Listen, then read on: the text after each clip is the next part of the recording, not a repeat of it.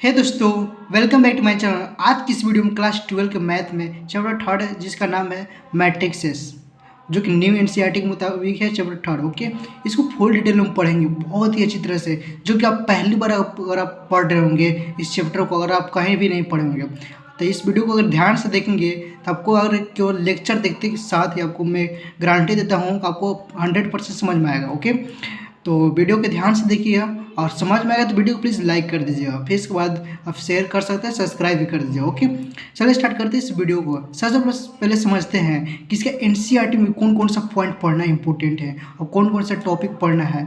ये चीज़ बहुत इंपॉर्टेंट होता है, क्योंकि सबसे पहले हम जानेंगे, ओवरव्यू ले लेते हैं क्या क्या चीज़ें पढ़ना है, और बहुत ही इंपॉर्टेंट चीज़ों को हम लोग फुल डिटेल में जानेंगे कि इसका टॉपिक क्या है, मैट्रिसेस क्या है, इसका मैट्रिक्स का प्रकार क्या होता है, सब समझेंगे। ओके, तो ध्यान दीजिएगा, मैं यहाँ पर पहले ही ऑलरेडी लिख दिया हूँ, जो कि मैं शॉर्ट नोट से लिख दिया हूँ। ओके, तो सबसे पहले इंट्रोडक्शन पढ़ना है। ओके, इसके बाद पढ़ना है आपको मैट्रिक्सेस पढ़ना है, मैट्रिक्स। ओके, और फिर इसके बाद पढ़ना है टाइप्स ऑफ मैट्रिक्स। इसके बाद 4 पढ़ना है ऑपरेशन ऑन मैट्रिक्स। इसके बाद 5 पॉइंट पढ़ना है क्या, ट्रांसपोज ऑफ ए मैट्रिक्स। 6 पढ़ना है सिमेट्रिक एंड स्क्यू सिमेट्रिक्स, और 7 पढ़ना है invertible matrix. Okay, total 7 point पढ़ना है मैट्रिक्स में। ओके, तो इसको हर एक को अच्छी तरह जानेंगे। सबसे पहले हम जानेंगे क्या क्या है इसमें। सबसे पहले इस वीडियो में हम जानेंगे इंट्रोडक्शन और मैट्रिक्स, और इसके बाद जानेंगे टाइप ऑफ मैट्रिक्स। और इतना पढ़ने के बाद आप एक्सरसाइज जो है बन जाएगा। ओके, एक्सरसाइज बन जाएगा, अच्छी तरह से कॉन्सेप्ट क्लियर हो जाएगा, तो आप अच्छी तरह से सवाल बना लेंगे और उसका वीडियो भी आपको मिल जाएगा। ओके, तो इसका शॉर्ट नोट जो है मैं यहाँ पर क्रिएट कर दिया हूँ, तो आपको इसको मिल जाएगा। तो आपको इसके लिए आपको व्हाट्सएप ग्रुप में ज्वाइन करना होगा, तो व्हाट्सएप ग्रुप का लिंक मैं डिस्क्रिप्शन दे दूँगा, तो आप वहाँ से ज्वाइन कर सकते हो। ओके, चलिए स्टार्ट करते हैं इंट्रोडक्शन का। तो ध्यान दीजिएगा, मैट्रिक्स का डिफिनेशन क्या होता है।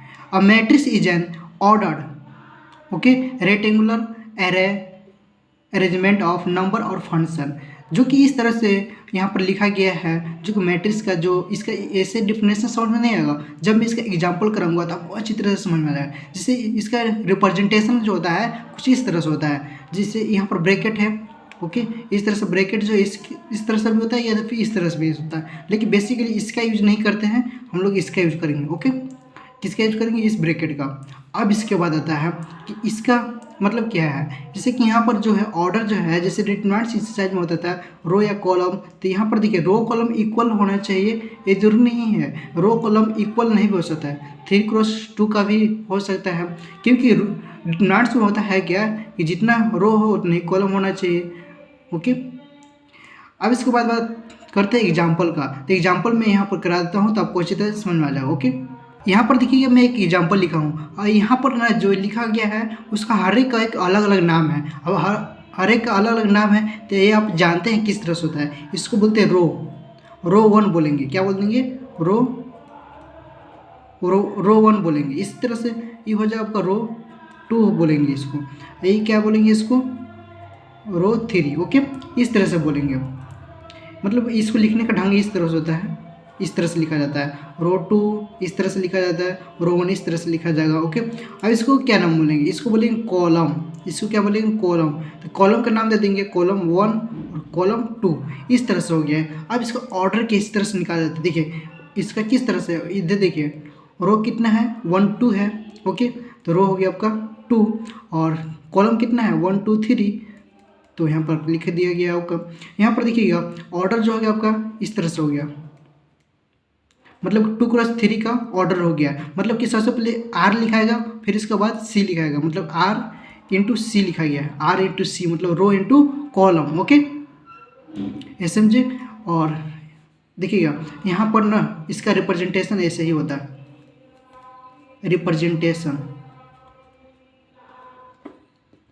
रिप्रेजेंट। ओके, या तो फिर आप इसको कुछ इस तरह से भी लिख सकते हैं, या तो फिर रिप्रेजेंट इस तरह भी कर सकते हैं, या तो फिर इसको अगर आप चाह रहे हैं कि इसको अगर इस तरह से भी लिखना है तो इसको आप लिख सकते हैं। यहाँ पर लिखा हुआ है, इसको ही लिख देंगे। ओके, 3 भी हो गया। ओके, 3 हो गया, 2 हो गया, 5 हो गया। ओके, इसी तरह से -1 हो गया, 4 हो गया, 6 हो गया। इस तरह से आप लिख सकते हैं, मतलब कि 3x2 का भी ये भी बन गया। ओके, ये रहा आपका मैट्रिक्स का बेसिक इंट्रोडक्शन, जो कि बच्चा को समझ में आ जाएगा एक ही बार में। मैट्रिक्स कुछ नहीं है, बस रो कॉलम ध्यान देना है। रो इसको बोलते हैं, कॉलम इसको बोलते हैं। अगर इसका नाम क्या है, इसका बोलेंगे A11, ओके, A12, A21, ए, इसका नाम लिख देता हूँ, ओके, आपको अच्छी तरह समझ में आएगा। इस तरह से आप लिख सकते हैं, ओके। अगर इसको लिखना है तो A11 बोलेंगे, A12 बोलेंगे, A21 बोलेंगे, A22 बोलेंगे। वो इस तरह से लिखा जाता है, मतलब कि 2x2 का A बन गया, ओके। अब इसके बाद हम लोग शुरुआत करते हैं टाइप्स ऑफ मैट्रिक्स, ओके। तो बेसिकली आपने इंट्रोडक्शन आपने सीख लिया, मैट्रिक्स से जान लिया। अब हम लोग जानेंगे क्या, टाइप्स ऑफ मैट्रिक्स के बारे में, कितने टाइप्स होता है मैट्रिक्स, ओके। तो ध्यान दीजिएगा, टाइप्स ऑफ मैट्रिक्स जो कि एनसीईआरटी के अकॉर्डिंग है, column matrix, row matrix, square matrix, diagonal matrix, scalar matrix, identity matrix और जीरो मैट्रिक्स। हर एक मैट्रिक्स को जो टाइप्स है अच्छी तरह से बताऊंगा, ध्यान से देखिए आगे का वीडियो। तो समझिए टाइप्स ऑफ मैट्रिक्स क्या होता है, मतलब मैट्रिक्स के प्रकार हम लोग समझते हैं। सबसे पहले समझते हैं हम लोग क्या, रो मैट्रिक्स। रो मतलब क्या है, रो मतलब इधर से होना चाहिए। तो रो देखिए, रो मैट्रिक्स एक ही रो हो, ओके। ऑर्डर क्या है 1 into n, मतलब कि एक, जैसे कि यहाँ पर मैट्रिक्स दिया गया है, ओके। तो देखिए इसका कितना है, रो सिर्फ एक ही लाइन में है, इधर से तो नहीं ना है, मतलब इधर से भी है लेकिन कॉलम है सब, लेकिन यहाँ पर क्या एक ही रो है। ये नहीं कि यहाँ पर एक और भी है। जैसे एग्जांपल समझिएगा, जैसे यहाँ पर एक एग्जांपल है जो इसी को मैं बताता हूँ। यहाँ पर देखिए एक रो हो गया और एक रो ये भी हो गया, मतलब कि रो 1 हो गया, ओके, और रो 2 हो गया, ओके। तो रो 1 और रो 2 मतलब कि केवल एक ही रो होना चाहिए। क्या होना चाहिए, जब एक रो होता है तो हम इसको बोलते हैं रो मैट्रिक्स, ओके। इसके बाद समझते हैं कॉलम मैट्रिक्स क्या होता है। कॉलम मतलब कि कॉलम जैसे होता है लंबा, ओके, एक ही कॉलम हो, ओके। ऑर्डर क्या होता है m into 1, ओके। एग्जाम्पल जैसे b है, जैसे एक लंबा वर्टिकल, ओके। तो वर्टिकल में क्या है, इस तरह से लंबा जो होता है, मतलब कि इस तरह से देखिए, कहीं इधर से देखिएगा कि एक ही है, एक से और अधिक नहीं हो सकता है। हाँ, इधर की संख्या जो बढ़ सकता है, ओके, इधर की संख्या आप बढ़ा सकते हैं, जितना ज़्यादा इस लंबा कर सकते हैं। लेकिन इधर जैसे 1 हो गया, यहाँ पर इसके साथ एक और नहीं होगा नंबर में। जैसे यहाँ पर देखिए एग्जांपल से पता चलेगा, जैसे यहाँ पर एक, यहाँ पर लिखा गया है मैट्रिक्स जो है, तो यहाँ पर देखिएगा सिर्फ इसको जो है, यहाँ से इसको एक लंबा जो लाइन है इसको, ओके, इसको क्या बोलेंगे हम लोग, कॉलम बोलेंगे, ओके, कॉलम बोलेंगे, सी से कॉलम बोलते हैं, ओके। ये जो है आपका रो हो गया, तो कॉलम 1 बोलेंगे इसको, ये हो गया कॉलम 2 हो गया। इस तरह से जो एक ही केवल रहेगा, मतलब कि एक ही में रहेगा, जैसे कि A1 और A21, ओके, 1 1 हो गया, और इसी को हम ब्रैकेट में बंद कर देते हैं, तो ये आपका क्या होगा, कॉलम कहलाएगा, ओके, कॉलम मैट्रिक्स। इसके बाद आता है आपका हॉरिजॉन्टल मैट्रिक्स, जो कि एनसीईआरटी में तो नहीं है, बल्कि मैं इसका जेईई मेंस के लेवल में आपको पढ़ना पड़ेगा, ओके। अगर आप पढ़ते हैं तभी ठीक, अगर नहीं पढ़ते हैं तो बेसिकली इसको आप जानकारी के लिए रख सकते हो, ओके। सबसे पहले देखिए हॉरिजॉन्टल मतलब क्या, पड़ा हुआ। हॉरिजॉन्टल मतलब क्या, पड़ा हुआ, ओके, मतलब इस तरह से जो पड़ा हुआ रहता है उसको बोलते हैं हॉरिजॉन्टल, ओके। दिखने में क्या होगा, हॉरिजॉन्टल होना चाहिए, ओके। देखिए नंबर ऑफ कॉलम जो कि नंबर ऑफ रो से बड़ा होगा, ओके, नंबर ऑफ रो से बड़ा होगा, कॉलम बड़ा होगा, ओके। देखिए कॉलम ज़्यादा है, ओके, रो कितना है, कम है। देखिए यहाँ पर इस तरह से पड़ा हुआ है कि नहीं, अगर ये इसमें बड़ा होता तो इसको बोलते हैं वर्टेक्स, बट यहाँ पर क्या है, हॉरिजॉन्टल मतलब पड़ा हुआ है। तो यहाँ पर देखिए 2 क्रॉस, देखिएगा 2 क्रॉस 6 क्यों बन रहा है, क्योंकि रो कितना है 1 2, ओके। अब 6 के जो है 1 2 3 4 5 6, 6 यहाँ मतलब कॉलम है, तो देखिए कॉलम हो गया C4 और R4 रो हो गया। तो R इंटू सी मतलब रो इंटू कॉलम हो गया, 2 क्रॉस 6 का हॉरिजॉन्टल बन रहा है, हॉरिजॉन्टल मैट्रिक्स बन रहा है, ओके। इस तरह से आप जानते हैं कि इसके बाद जानते हैं कि वर्टिकल मैट्रिक्स। वर्टिक्स मतलब क्या होता है, खड़ा, कोई भी चीज़ खड़ा होता है, ज़मीन से खड़ा होता है ऊपर, मतलब डंडा खड़ा है, इस तरह से खड़ा होता है, उसको क्या बोलेंगे, वर्टिक्स, मतलब खड़ा हुआ चीज़, ओके। तो नंबर ऑफ रो और नंबर ऑफ कॉलम, जो कि नंबर ऑफ कॉलम से बड़ा होगा नंबर ऑफ रो, तो ग्रेटर देन है। जैसे यहाँ पर जैसे कि देखिएगा 1 2 3 4 है और यहाँ पर 1 2 3 है। यहाँ पर सबसे ज़्यादा बेसिक किसका है, तो 1 2 3 4 मतलब कि रो ज़्यादा है। 1 2 3 4 1 2 3 इसका 3 है, इसका 4 है, तो मतलब नंबर ऑफ रो जहाँ पर बेसी होगा और नंबर ऑफ कॉलम कम होगा उसी को क्या बोलेंगे, वर्टिकल मैट्रिक्स। तो देखिए इसका रिप्रेजेंट करने का सिंपल तरीका है रो इंटू कॉलम, मतलब कि 4 × 3 हो जाएगा, तो यहाँ पर 4 होगा। ओके, 4 × 3 मतलब रो इंटू कॉलम। ओके, इसके बाद नेक्स्ट टाइप की बात करते हैं। इसके बाद बात करते हैं 5 पॉइंट, मतलब कि 5 टाइप्स है जो कि क्या है, नल मैट्रिक्स या जीरो मैट्रिक्स, जो कि आपको एनसीईआरटी में पढ़ना है। ऑल मैट्रिक्स जीरो, मतलब कि जितने भी मैट्रिक्स होगा ना उसमें टोटल क्या होगा, सबके जीरो होगा। एग्जांपल के लिए देखिएगा, ये जो मैट्रिक्स है यहाँ पर, तो देखिए इसमें रो और कॉलम दोनों क्या होना चाहिए, जीरो होना चाहिए। 0 0 0 0 0 0, इसमें रो भी जीरो है, कॉलम भी 0 0 0 है, इसलिए 2 × 4 का मैट्रिक्स जो बन रहा है ये आपका जीरो मैट्रिक्स होगा, मतलब नल मैट्रिक्स बोलते हैं या फिर जीरो मैट्रिक्स बोलते हैं। ओके, और इसका रिप्रेजेंट करने का सिंपल तरीका क्या है, देखो बताता हूँ रिप्रेजेंट कैसे किया जाता है। ओके, इसका रिप्रेजेंट करने का बहुत ही सिंपल तरीका है। सबसे पहले हम क्या करेंगे, इसको ओके एक जीरो बनाएंगे, और जीरो बनाने के बाद क्या करेंगे, यहाँ पर अंदर से ना कलर कर देंगे। ओके, कलर जिस तरह से किया जाता है उस तरह से कर देंगे, ज़्यादा नहीं, बस इतना ही कर देंगे।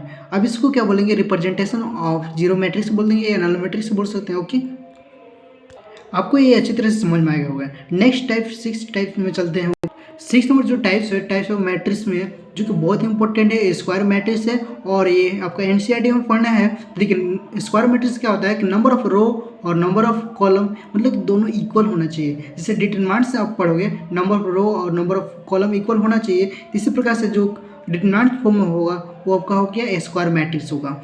इसी तरह से उसमें भी डिफिनेशन मतलब सेम होता है। ओके, जो कि देखिएगा 1 2 3 1 2 3 मतलब रो और कॉलम जो कि दोनों इक्वल है। जैसे देखिए इसको बोलते हैं रो बोलते हैं, तो 1 2 3 हो गया। ओके, और यहाँ पर देखिए कॉलम 1 2 3 दोनों का रिप्रेजेंटेशन जो होगा m × n हो गया, और इस तरह से ये दोनों क्या हो गया, सेम इट इज हो गया, मतलब कि रो और कॉलम दोनों एक सिंगल बराबर हो गया। ओके, अब देखिए इसमें क्या होता है कि ये जो होता है ना इसको बोलते हैं डायगोनल। ओके, ये जो बीच बीच जो होता है इसको बोलते हैं डायगोनल बोलते हैं, और इसके बाद ऊपर वाला बोलते हैं अपर ट्रायंगुलर पार्ट, और नीचे वाला क्या बोलते हैं, लोअर ट्रायंगुलर पार्ट बोलते हैं। चलिए इसका एग्जांपल से मैं इसको रिप्रेजेंट कर देता हूँ, आपको अच्छी तरह से समझ में आ जाएगा। स्क्वायर मैट्रिक्स में सिंपल से क्या होता है कि रो और कॉलम दोनों इक्वल होना चाहिए। देखिए ए हो गया row row row, okay, R R R R1 R2 R3। Okay, column हो गया कॉलम 1 कॉलम 2 कॉलम 3। ओके, इस तरह से देखिए रो और कॉलम क्या है, दोनों सेम इट है। 1 2 3 1 2 3 मतलब 3 × 3 का है मैट्रिक्स। ओके, अब देखिएगा जो बीच में जो होता है इसको बोलते हैं डायगोनल बोलते हैं, जबकि इतना आपको डिटेल में आपको एनसीईआरटी में कहीं नहीं पढ़ना है। ओके, डायगोनल बोलते हैं इसको, क्या बोलते हैं, डायगोनल मैट्रिक्स बोलते हैं। ओके, अब इसके बाद जो ऊपर वाला बच गया जो कि बेसिकली हायर क्लास में पढ़ना है और इसमें भी पढ़ना है, बट उतना देखिएगा यहाँ से जो बच गया, यहाँ से जो बच जाता है इसको अगर आप यहाँ से ऐसे करते हैं, ओके, और यहाँ से ऐसे कर देते हैं, ये आपका हो जाता है, आपका क्या चीज़ होता है, upper triangular matrix, upper triangular matrix. Okay, अब इसके बाद देखिए जो नीचे वाला बच जाता है इसको बोलते हैं क्या, लोअर ट्रायंगुलर मैट्रिक्स। ओके,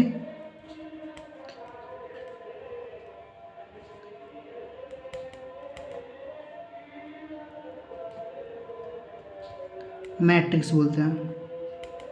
इस तरह से आपको समझ में आएगा। ओके, जो कि स्क्वायर मैट्रिक्स जो कि वो इम्पोर्टेंट है। ओके, और इससे भी ज़्यादा इंपॉर्टेंट आपको अच्छी तरह समझ में कौन कौन मैट्रिक्स आपको इंपॉर्टेंट है, मैं सवालों को बारिश जब कराऊंगा तो आपको अच्छी तरह समझ में आ जाएगा। ओके, स्क्वायर मैट्रिक्स के बाद आता है आपका डायगोनल मैट्रिक्स। तो डायगोनल यही होता है, तो डायगोनल मैट्रिक्स को अलग से पढ़ेंगे। ओके, इसी में तो ध्यान दीजिएगा डायगोनल मैट्रिक्स क्या होता है कि डायगोनल तो आपको समझ में आ गया कि जो ए यहाँ पर बीच में होता है, ओके, इसी को बोलते हैं डायगोनल। 1 2 3 इसी को बोलते हैं डायगोनल। तो यहाँ पर देखिएगा AIJ जो है, तो AIJ जो होता है आई और नॉट इक्वल के बराबर जी नहीं होता है। ओके, हमेशा ध्यान दीजिएगा। All non diagonal elements are zero. जैसे भी डायगोनल जो होगा ना, डायगोनल के अलावा जो भी एलिमेंट होगा, जो भी नंबर होगा जहाँ यहाँ पर 0 0 0 0 0 मतलब कि 0 ही होना चाहिए। ओके, और कोई नंबर नहीं हो सकता। ओके, यहाँ पर देखिए इंपॉर्टेंट लाइन है। Okay, all non diagonal elements are 0 होना चाहिए। ओके, सेम मैट्रिक्स समझ में आ गया होगा। इसके बाद आता है स्केलर मैट्रिक्स। चलिए इसका एग्जांपल में कराता हूँ, बहुत अच्छी तरह से समझ में आ जाएगा। यहाँ पर ध्यान दीजिएगा, जो डायगोनल मैट्रिक्स जो होता है वो बेसिकली जो बीचे बीच जो होता है इसको, ओके, इसको बोलते हैं डायगोनल मैट्रिक्स। ओके, अब इसके अलावा जो भी एलिमेंट जो होगा इसके अंदर बाहर जो है वो क्या होगा, 0 होना चाहिए। ओके, ध्यान दीजिएगा। अब इसके बाद नेक्स्ट जो टाइप आता है, जो कि टाइप्स ऑफ मैट्रिक्स में, जिसका नाम है स्केलर मैट्रिक्स, जो कि एनसीईआरटी के अकॉर्डिंग है और इसको पढ़ना इंपॉर्टेंट है। देखिए इसका डेफिनेशन क्या है, all diagonal elements are same. DIG मतलब डायगोनल एलिमेंट आर सेम मतलब क्या है, एग्जाम्पल समझिए।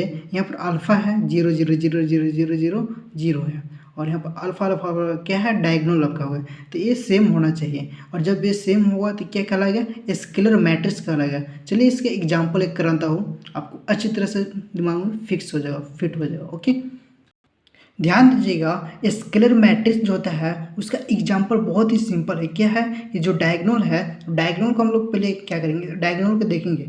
जब डायगोनल को देख लेंगे कि हाँ डायगोनल मेरा मिल गया, इसके बाद 0 0 0 इसको तो होना ही है।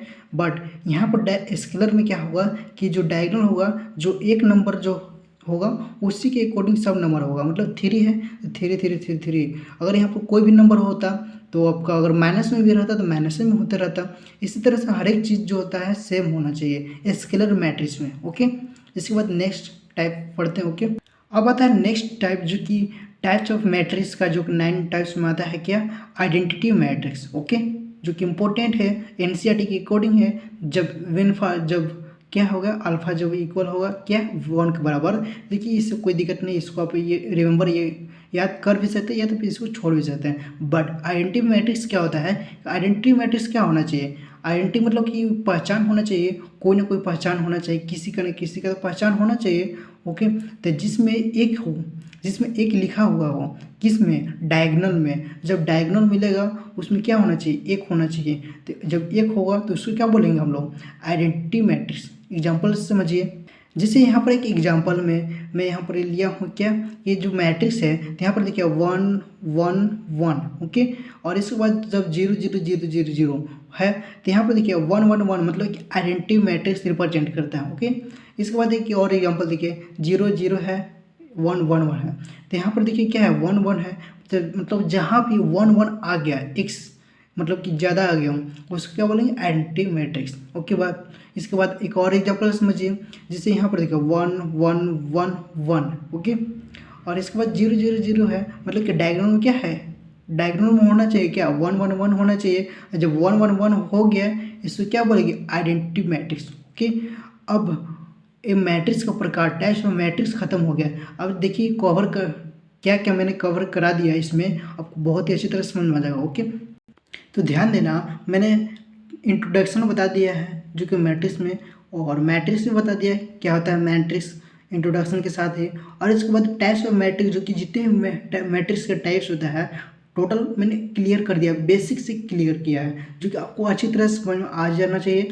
और एक बार 2 बार अगर आप इस वीडियो को देखते हैं और उसके बाद आपको राइट डाउन करते हैं, आपको अच्छी तरह से समझ में आ जाएगा। ओके, अब इसके बाद नेक्स्ट जो वीडियो आएगा जो कि एक्सरसाइज में पढ़ाएगा, एक्सरसाइज 3.1, जो कि क्लियर करने के बाद एक्सरसाइज के बाद फिर आपका इंट्रोडक्शन पार्ट चलेगा। Okay, operation on matrix, transpose of A matrix, symmetric and इसकी सिमेट्रिक क्या होता है, इनवर्टेबल मैट्रिक्स क्या होता है, बेसिक से चलेगा। ओके, इसका लिंक आपको मिल जाएगा, तो आप इसको ध्यान से देख सकते हैं। बट इसको समराइज कर देते तो मैंने क्या क्या पढ़ाया इसमें और भी डिटेल में। ओके, ध्यान दीजिएगा, ये जो शॉर्ट नोट क्रिएट किया हुआ है, जो कि मेरा हैंड रिटेन शॉर्ट नोट है, जिसको आपको अगर चाहिए तो आप मुझसे संपर्क कर सकते हैं। इसके लिए सिंपल से क्या करना है कि आपको डिस्क्रिप्शन में दिए हुए व्हाट्सएप का ग्रुप का लिंक मिल जाएगा, आप वहां से ज्वाइन करके आप मुझे मैसेज कर सकते हो। ओके, इसके बाद देखिए मैट्रिक्स का मतलब डिफरेंस लिखा रिप्रेजेंट किया है, और इसके बाद एग्जांपल्स के, फिर इसके बाद पता चलेगा टाइप्स ऑफ मैट्रिक्स पता चल जाएगा। टाइप्स ऑफ मैट्रिक्स में row column, okay, horizontal vertex.